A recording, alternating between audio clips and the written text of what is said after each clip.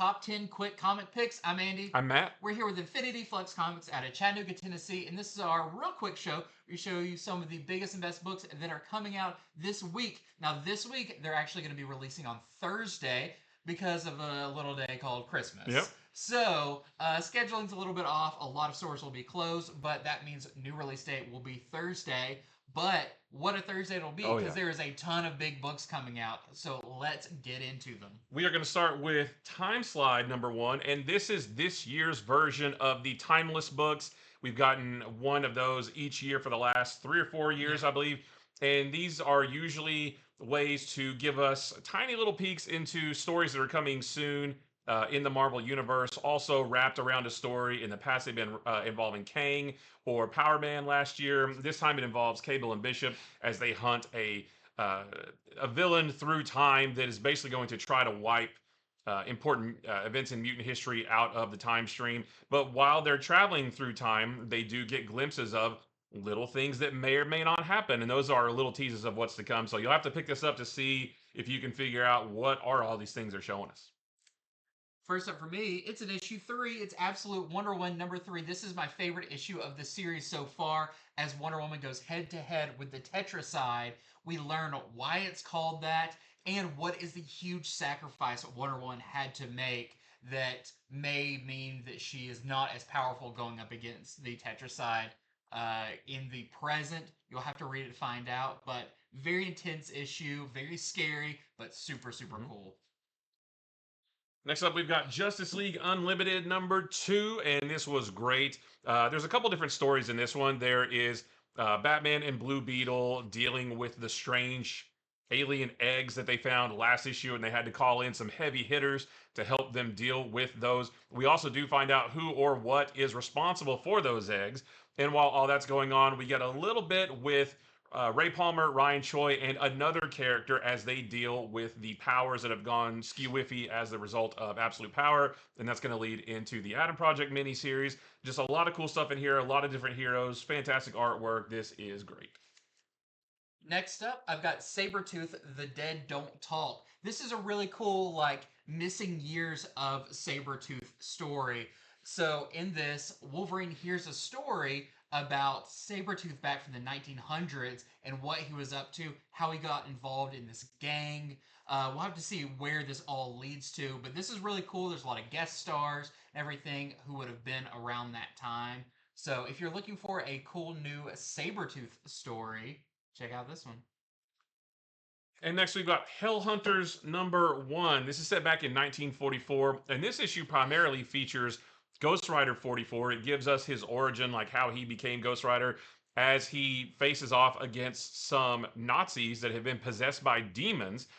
He deals with them, but then runs into Nick Fury and the Soldier Supreme and Peggy Carter. And we know that later on in the series, we're going to get a couple other characters as well. So just a really cool period piece with some characters that we don't normally see together. And next up, I've got Metamorpho the Element Man. This is a new ongoing series. This is crazy zany. If you've read books like Mike Allred's Madman or some very like Silver Age, almost Batman 66 style books, that is what this is like, but set within the modern DC universe as Metamorpho and his whole cast of characters deal with a break-in to Stag Industries by a very mysterious character who has some powers that are very similar to I almost said Elephant Man. Element Man. So if you're looking for a very like Silver Age feeling fun DC romp, look no further than Metamorpho. And next we've got a new one from Image called Dust to Dust.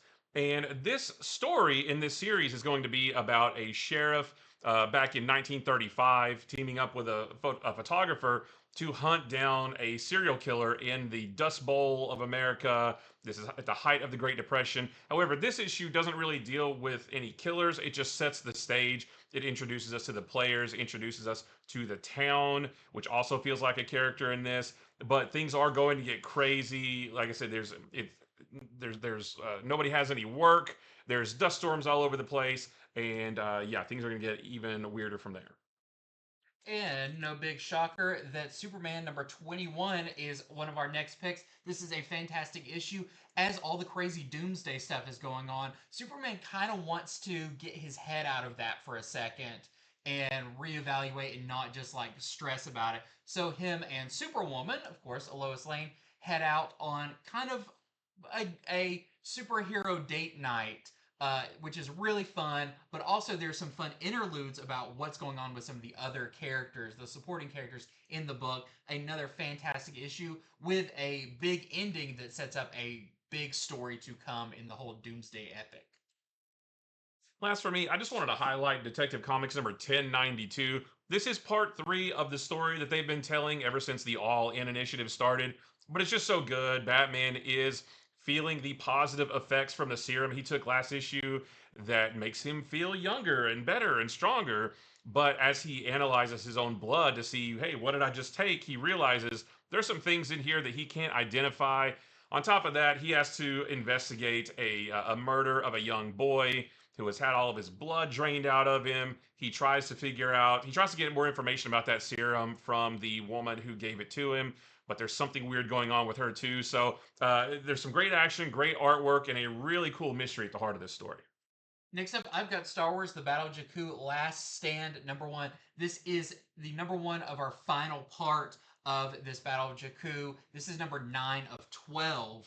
So, entering in the last few issues of this story as everything is racing towards that final confrontation.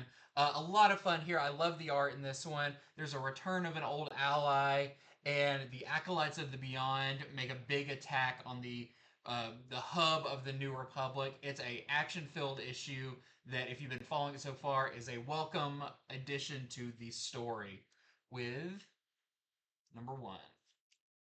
And that is it for our top 10 quick comment picks. Thank you so much for watching.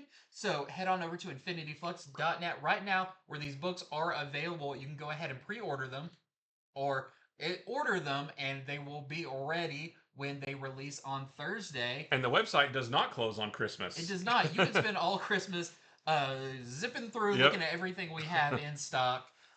So we highly recommend you do that because supplies are limited. So if one of these books looks good to you, you need to go ahead and act and get it because after people visit with family and everything, they're gonna be bored. They're gonna be on their couches. Everybody's like, I'm just gonna start ordering stuff. Yeah. A lot of gift cards being used. Yeah, right. So with all that being said, thank you so much for watching, and until next time, see ya.